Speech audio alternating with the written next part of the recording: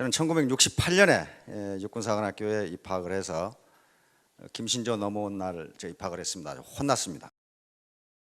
1972년에 육군사관학교를 졸업을 하고 1976년에 서울대학교 경제학과를 졸업을 했습니다. 야전에서 조금 근무를 하다가 교수요원으로 선발돼서 미국 브라운 대학교를 졸업하고 또 경북대학교를 졸업하고 35년간 육군사관학교와 육군 3사관학교에서 경제학 교수를 했습니다. 저는 40여 년 동안 공직에 있었기 때문에 연금도 많이 나오고 또 집도 있고 그래서 뭐 다른 일 않고도 먹고 살만 합니다. 그런데 이제 제가 전역을 하고 있으니까 이 박한길 회장님이 이 경제연구소장을 좀 맡아주지 않겠느냐 이렇게 제안을 해서 저는 굉장히 망설였습니다. 왜냐하면 이 다단계라고 하는 게 네트워크라고 하는 게 우리 사회에서 매우 인식이 부정적입니다. 왜냐하면 워낙 사기꾼들이 많아가지고 특히 부산 대구 지역에서 그 파이낸셜 무슨 뭐 어쩌고 저쩌고 해가지고 금융 피라미드이 망해가지고 많아가지고 내가 망한 사람을 숱하게 봤어요. 그리고 제가 이 경제학 교수를 하다 보니까 왜 망했는가를 봤더니 우선 그것을 한 놈이 사기꾼이고 당한 놈은 더 사기꾼이더라고요. 보니까 그거 왜 그러냐면은 현재 우리같이 안정된 사회에서 이자율이 한 달에 10% 그렇게 나올 수가 없습니다. 그런데 부산에서 망한 피라미드, 금융 피라미드, 거기에 가입한 사람에게 물어봤어요. 무슨 뭐 퇴직금 다 받아가지고 다 털어놨다, 뭐 가게 뭐 해가지고 다 털어놨다. 그런데 망했다. 그 왜 거기 털어넣냐 그랬더니 아니 한 달에 이자를 10%씩이나 준다는데 그거 안 할 사람이 누가 있느냐. 그래서 그 어떻게 한 달에 10% 준다고 그러더냐. 그랬더니 뭐 부산 세관에 압수되어 있는 밀수품을 팔아가지고 뭐 어쩌고 저쩌고 준다 그랬다 그 말이에요. 이제. 그래서 아니 그 밀수품은 짝퉁이 많고 밀수품이기 때문에 그거 다 태워버리거나 없애버리는데 어떻게 그 사람이 불화를 받아서 당신에게 월 10%를 주느냐. 뭐 그러니까 그런 피라미드를 한 놈은 아주 그 왕 사기꾼이고 당한 사람은 탐욕에 깃들어 있는 겁니다. 절대로 그렇게 될 수가 없어요. 그래서 그런 어떤 이유 때문에 이 네트워크라고 하는 것이 굉장히 부정적으로 인식되고 있습니다. 그런데 세상 만사는 세옹지마라고 그런 부정적 인식을 우리 사회가 하고 있기 때문에 어쩌면 여기에 여러분들이 앉아 계실지도 모르겠습니다. 원님 지나가라고 길 닦아놨더니 거지가 먼저 지나간다고. 네트워크는 원래 미국에서 생긴 것이고 그 마케팅 개념을 맨 먼저 이론적으로 정립한 사람은 하버드 대학 교수입니다. 그러니까 굉장히 선진적인 마케팅 기법인데 그게 우리나라에 들어와서 어떻게 사기 기법이 됐어요. 만약에 그런데 이런 네트워크 마케팅이 사회적 인식이 좋았다면 아마 여기 앉아 계실 분은 몇 사람 없을 거예요. 어제 경제신문을 봤더니 모 재벌회사가 주유소까지 한다 그러더라고요. 주유소까지. 그런데 이렇게 좋은 시장을 그 재벌회사가 가만 놔뒀겠어요? 아마 여기 앉아 있는 사람 전부 다 서울대학 출신들일 거예요. 그런데 마침 사회적 인식이 나빴기 때문에 그래도 서민들에게 이 자리가 돌아온 겁니다. 그런데 저는 경제학 공부를 했기 때문에 현재 인류가 만든 경제 체제 중에 가장 좋은 것은 우리가 살고 있는 자본주의 시장 경제 체제입니다. 사회주의 계획 경제 체제는 다 망했어요. 소련이 망하면서 몇 개 남았지만 그건 완전히 거지 국가들이고. 그런데 이 자본주의 시장 경제 체제에 문제가 없냐 하면 문제가 많아요. 가장 큰 문제가 고용 문제와 소득 분배 문제입니다. 그리고 점점 인간의 수명이 늘어나니까 노후를 국가나 사회가 어떻게 보장할 것인가 하는 문제. 지금 프랑스 난리죠. 점점 수명이 길어지니까 연금 기금이 고갈나니까 프랑스 정부가 정년을 2년 늦추고 연금을 2년 늦추자. 그러니까 정년을 62세로 하고 연금을 67세부터 주죠. 지금 65세까지부터 주거든요. 그러니까 퇴직한 사람들이 어떻게 하겠어요? 전부 반대하죠. 학생들까지 다 반대하죠. 그만큼 지금 노후 경제 문제와 고용 문제, 소득 분배 문제가 심각합니다. 우리 사회도 마찬가지예요. 계속적으로 나오는 게 구조조정, 청년퇴직자, 그다음에 청년 실업 이런 문제가 나오는데 그걸 해결할 뾰족한 방법이 없어요. 왜 고용 문제가 이렇게 해결이 안 되냐 하면은 과거에 노동집약적 경제발전 그리고 자본집약적 경제발전이 이루어질 때는 공장 뚝딱뚝딱 지으면 고용이 늘어났습니다. 그리고 고용이 늘어나면 당연히 임금이 나가니까 소득분배 문제가 괜찮아요. 그런데 지금은 기업의 생산이 늘어나더라도 기술집약적인 생산, 이 성장 그리고 자본집약적인 성장이 이루어지기 때문에 기업의 생산은 늘어나는데 고용은 늘어나지가 않아요. 전부 자동화를 하니까 그래요. 자동화를 하니까 이건 선진국들의 공통적인 문제입니다. 우리나라도 공통적인 문제예요. 그래서 이런 문제에 대해서 관심을 가지고 있었는데 이 고용 문제와 소득 분배 문제를 어떻게 해결할 것인가 하는 문제, 이 두 가지 문제는 경제학을 하는 사람이면 전부 다 고민하고 있습니다. 그런데 싸움만 하지 경제학자들이 이건 제3의 길로 가야 된다 이렇게 싸움만 하지 도대체 제3의 길이 무엇이냐 해서 영국의 사회학자인 앤서니 기든스 교수가 제3의 길이라는 책을 냈는데 그걸 찬성하는 사람 반대하는 사람 두 표로 갈라져서 열심히 싸움만 하고 앉아 있어요. 된다 안 된다. 그런데 마침 우리 이 애터미의 박원길 회장이 경제연구소장을 맡아달라고 해서 제가 이 조사를 해보니까 이 두 가지 문제를 한꺼번에 해결할 수 있는 방법으로 사업을 하고 있더라고요. 그리고 사훈을 보니까 영혼을 중요시한다. 그리고 믿음의 굳게 선다. 뭐 이렇게 돼 있어요. 그래서 이게 무슨 사업만 보면은 어디 산중에 수도단체 같은 비슷한 이런 집단이 아닌가. 진짜로 근데 그렇게 하고 있더라고요. 그래서 그러면 내가 좀 더 이 회사가 현대 경제 문제 그리고 또 우리나라의 경제 문제 이것을 어느 정도 도움을 주는 그런 회사로 발전할 수 있도록 내가 옆에서 조언을 해주겠다 해서 이 자리를 맡게 됐습니다. 일반적으로 가치에는 가치라고 하는 것이 있는데 가치는 그 속성에 따라서 두 가지로 나눕니다. 하나는 본질적 가치라는 것이 있고 또 하나는 도구적 가치라는 것이 있습니다.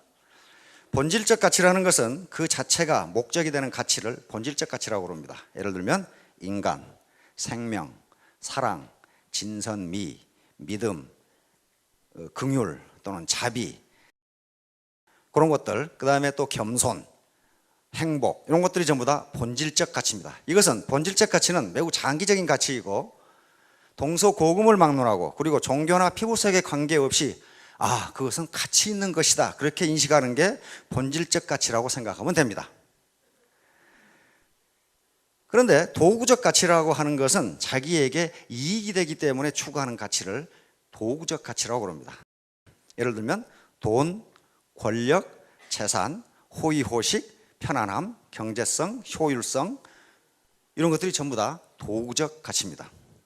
그런데 이러한 도구적 가치는 주관적 가치이고 단기적 가치입니다. 다시 말하면 또 사람에 따라서 그 가치를 전부 다르게 평가합니다.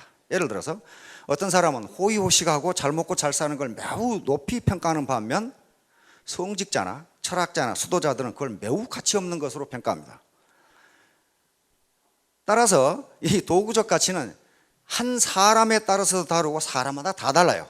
같은 사람이라도 어떤 때에는 돈이나 권력, 지위 그리고 호의호식을 매우 높게 평가하다가도 나이가 들면은 다 그런 거 필요 없고 이렇게 되는 수가 있어요. 자, 그런데 여러분들이 금방 앞에 사훈을 낭독을 하셨는데요. 이 애터미의 사훈은 전부 본질적 가치로 되어 있습니다. 영혼, 인간, 믿음, 겸손 그렇게 되어 있어요.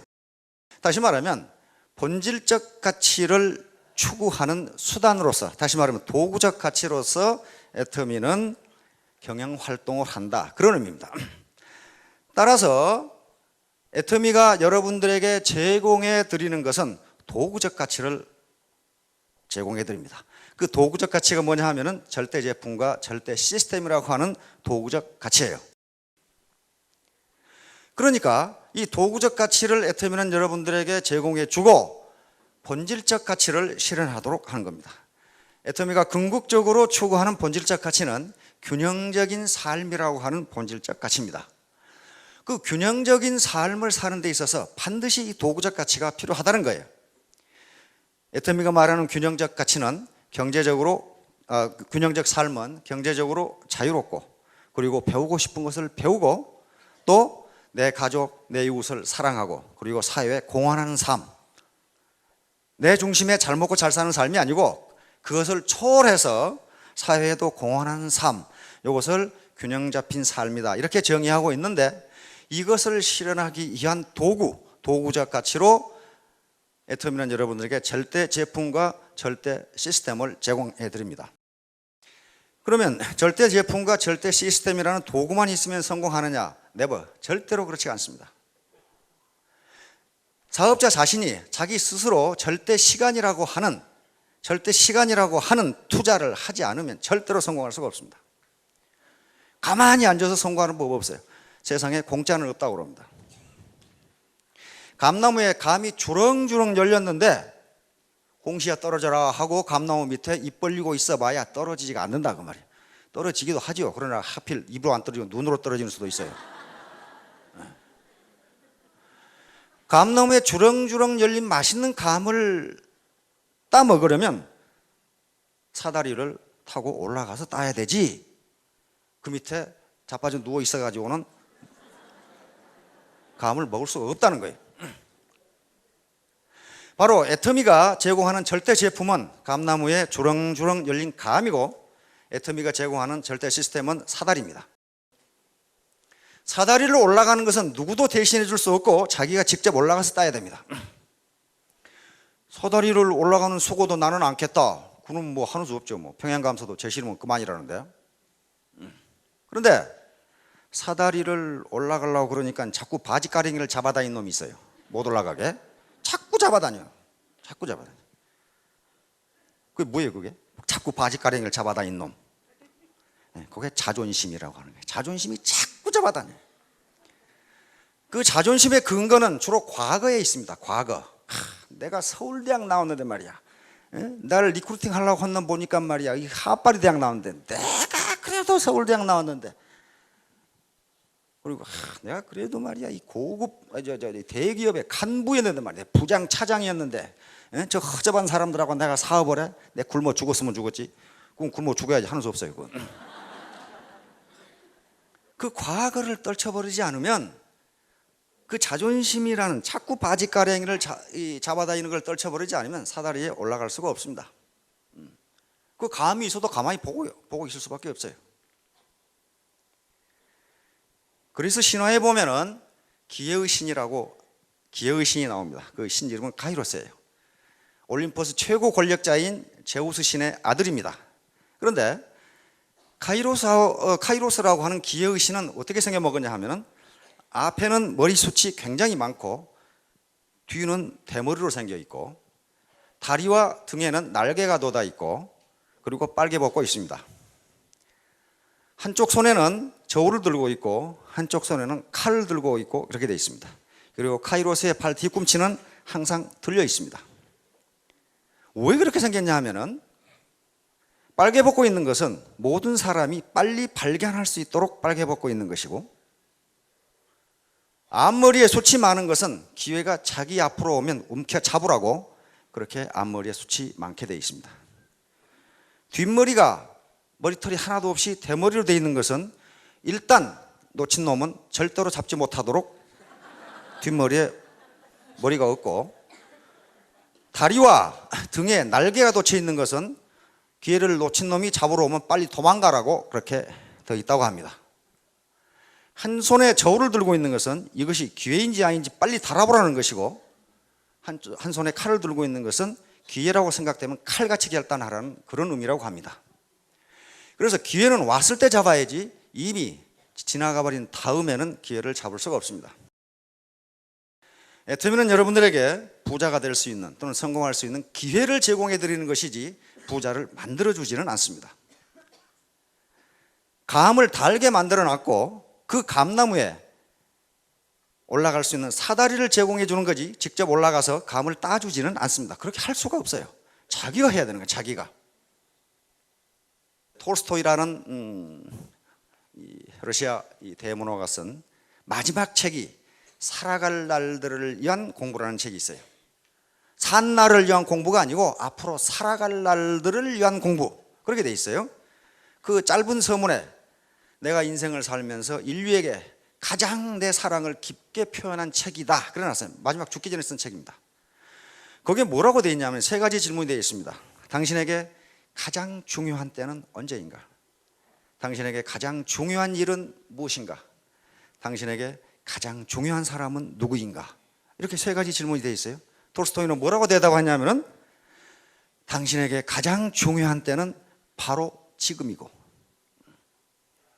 당신에게 가장 중요한 일은 바로 지금 당신이 하고 있는 일이고, 당신에게 가장 중요한 사람은 바로 지금 당신이 만나고 있는 사람이다. 이렇게 현재를 중요시하지 않고서는 미래의 삶이 과거와 똑같이 된다는 거예요. 고등학교 때 공부 잘하는 학생을 보면 제 시간에 제 공부합니다. 영어 시간에 영어 공부, 수학 시간에 수학 공부, 국어 시간에 국어 공부해요. 근데 공부 못한 놈은 수학 시간에는 꼭 밑에다가 영어책 놓고 보고 있어요. 영어 시간에는 수학책 놓고 보고 있고, 제 시간에 제 일을 안 해요.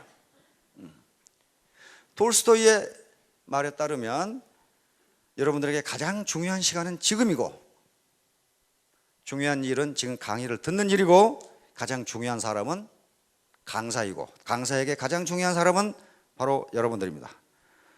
새벽같이 오셔가지고 졸리는 분들도 많을 텐데, 하버드 대학 도서관에 가면은 오늘 흘린 침은 내일 흘릴 눈물이다 이렇게 돼 있어요. 하버드 대학생들은 머리가 나쁜 사람인지 압니다. 뭐 때문에 침을 흘리는지는 모르겠지만 하여간 현재가 가장 중요합니다. 과거가 중요한 게 아닙니다. 과거 내가 뭘 했든, 저도 사회적으로는 그래도 꽤나 목에 힘이 들어가는 사람들과 많이 알고 지냅니다. 공직을 한 40년 하다 보니까. 그러나 그게 그렇게 중요한 게 아니에요. 제 사명은, 또 제가 사명으로 삼고 있는 것은 이렇게 어려운 사람들, 직장을 구하려고 해도 구할 수도 없는 사람들, 이것저것 해보지만 맨날 망해가지고 빚만 있는 사람들, 그런데 앞으로 살 날은 창창한 사람들, 이걸 어떻게 조금이라도 도와주느냐. 왜냐하면 저는 이 국가로부터 40여 년 혜택을 받았으니까 그거 이제 베풀고 가야 될 거 아닙니까? 근데 이 중에 혹시 내가 게을러서 그랬다 그런 사람 없을 거예요. 뼈 빠지게 일했는데 안 된다. 그것은 여러분들이 무능하거나 게을러서가 아니고 재수가 없었기 때문입니다. 그 재수는 바로 환경을 이야기합니다. 이런 시스템을 만나지 못해서요. 드미 시스템은 네트워크의 모범을 창조해 나가는 길이기 때문에 기존의 네트워크의 기법하고는 다릅니다. 네트워크의 새로운 기법을 창조해 나가는 중이니까 오히려 사회적 인식이 부정적으로 되어 있다는 것이 오히려 더 좋을지도 몰라요. 여러분들은 과거 그런 거 생각 마시고 어떻게 해서 우리 파트너가 됐든 누군가가 됐든 여기에 가보자고 해서 왔는데 그것이 찬스가 됐고 재수가 됐습니다.